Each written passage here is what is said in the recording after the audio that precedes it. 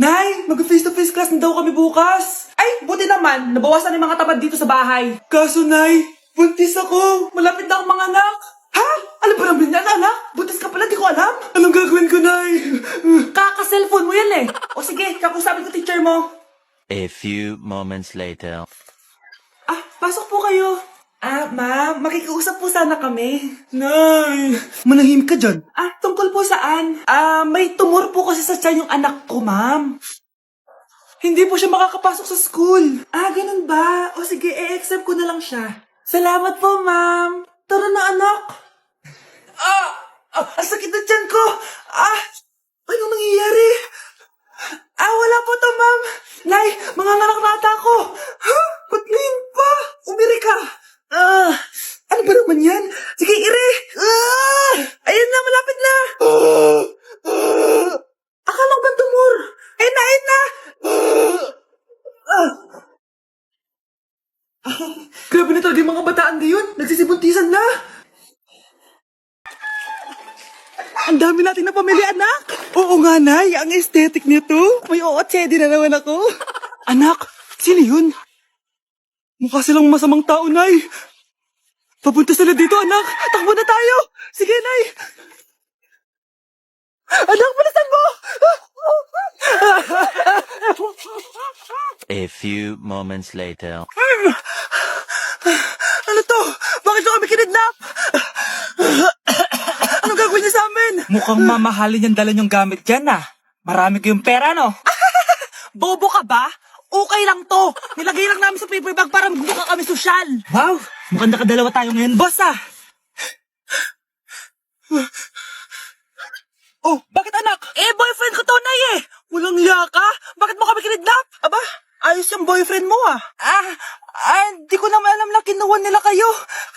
Eto ba trabaho mo? Nangingidnap?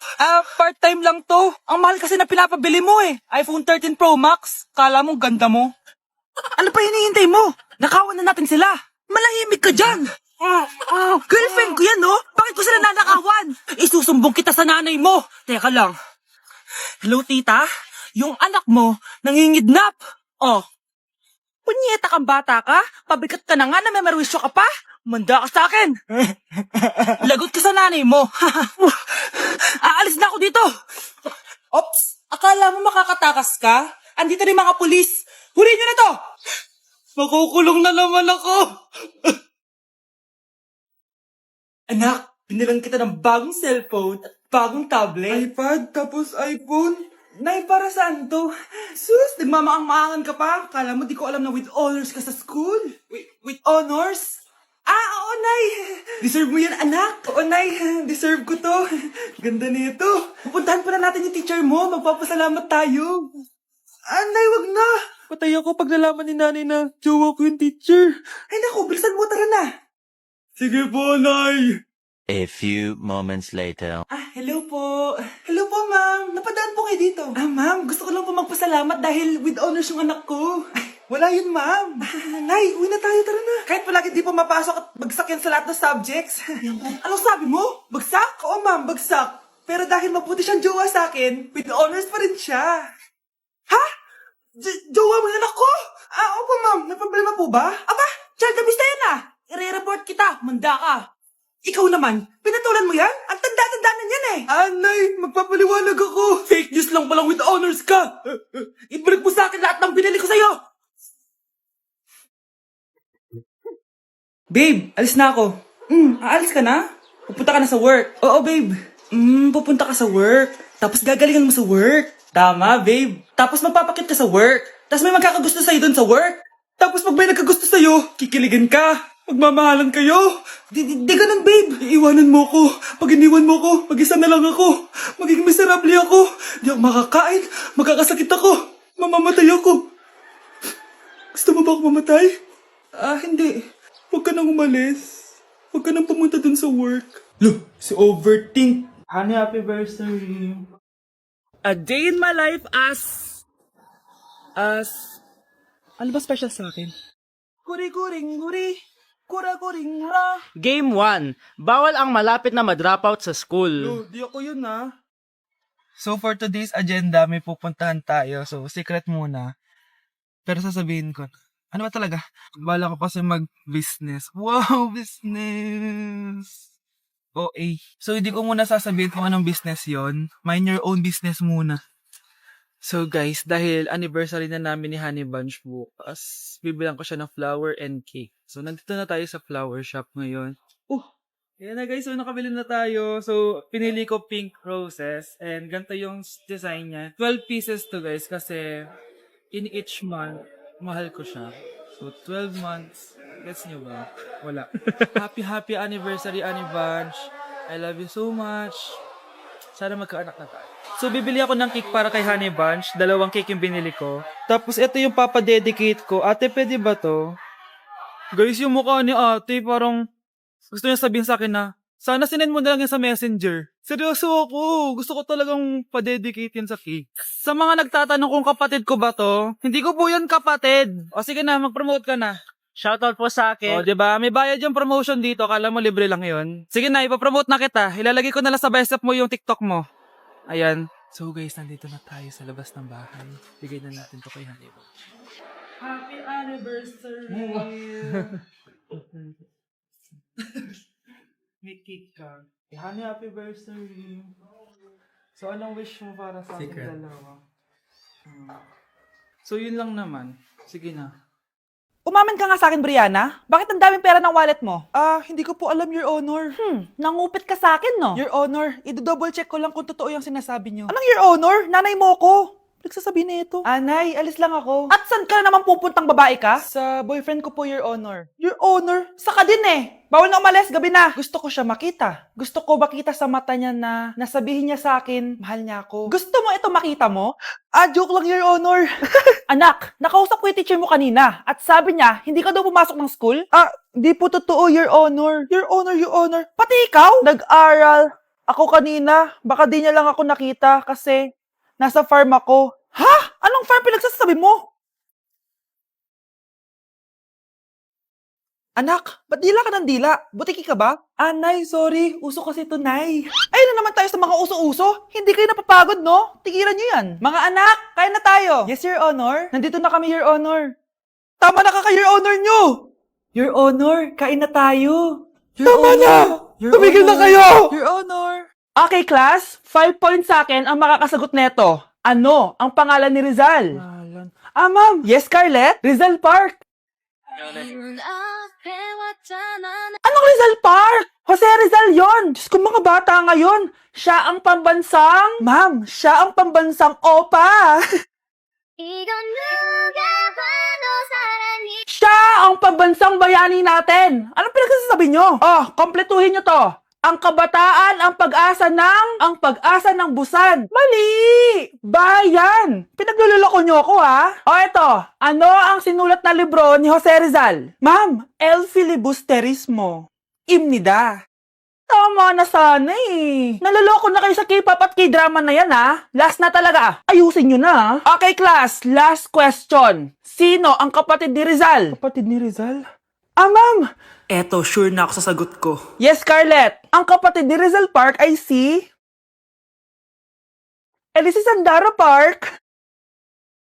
This year, ang Christmas decor namin dapat aesthetic, mala Pinterest score, minimalist but magical. Nay, ganito yung gusto kong Christmas decor. Need na lang natin ng ribbons, garlands, glitters, and maybe a glue gun. Tingnan mo, may ilaw pa sa bintana mo. Anong gusto mo, mag-parol show? Nay, trust the vision. Sige, basta, huwag kang gagastos ng bongga, ha? Wow, ang ganda nito. Grabe, ang dami ng tao. Christmas season na nga talaga. Okay, good, secured. Ayan, all added to basket na. Ayan, secured na talaga.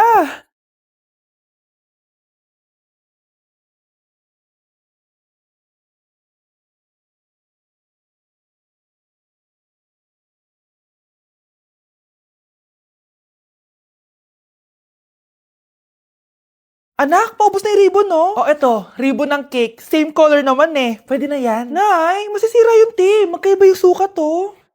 Nay, ba't mo inopen yung electric fan? Mainit kasi. Ay, Diyos ko, ang kintab ng pusa. ang gulo na tuloy. Gusto ko lang naman maging maganda to eh. Anak, maganda naman oh. Tingnan mo. At least, nagkaroon tayo ng mother-daughter bonding. Parang okay naman. O, di ba? I'm the OG interior designer.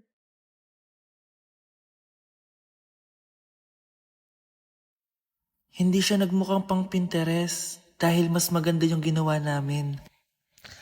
Eto, Nay, para sa'yo. Oh, ano to, anak? Nakita ko kasi yan sa National Bookstore. Tapos naalala ko, di ba gusto mo ng planner na galing sa mga coffee shop? Kaya binili ko na yan. Baka maging acidic pa tayo kakakapin natin. Makuha lang yung planner na gusto mo. Tsaka binilhan din pala kita ng pouch. Lagayan mo na kung ano-ano, Nay. Oh. Aw, thank you, anak. Welcome, Nay.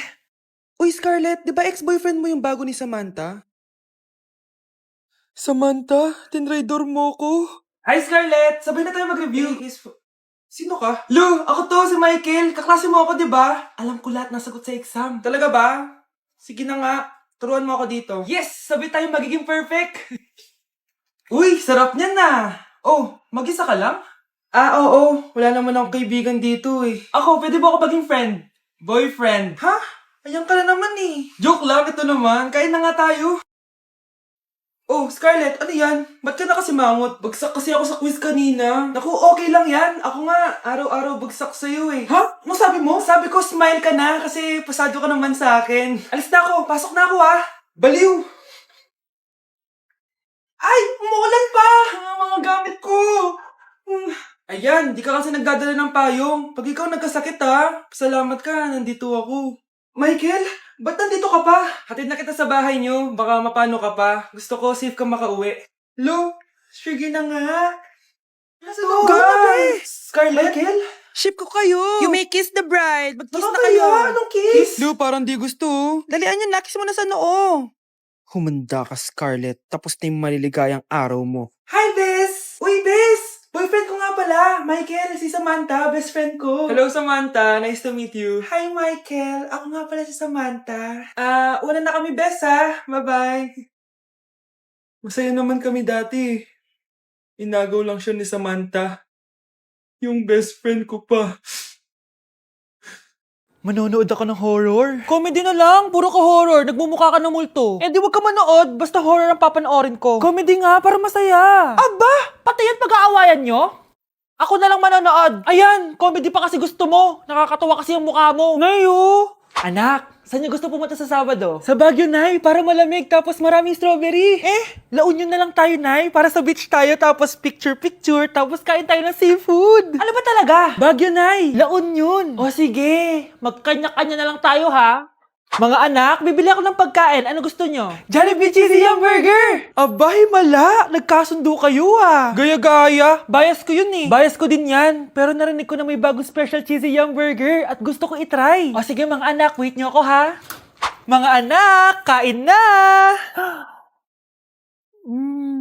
Sarap pa rin itong original Cheesy Yum Burger for me. Ang beefy lang hap sarap patty with cheese and classic yum sauce ng Jollibee. Bias talaga!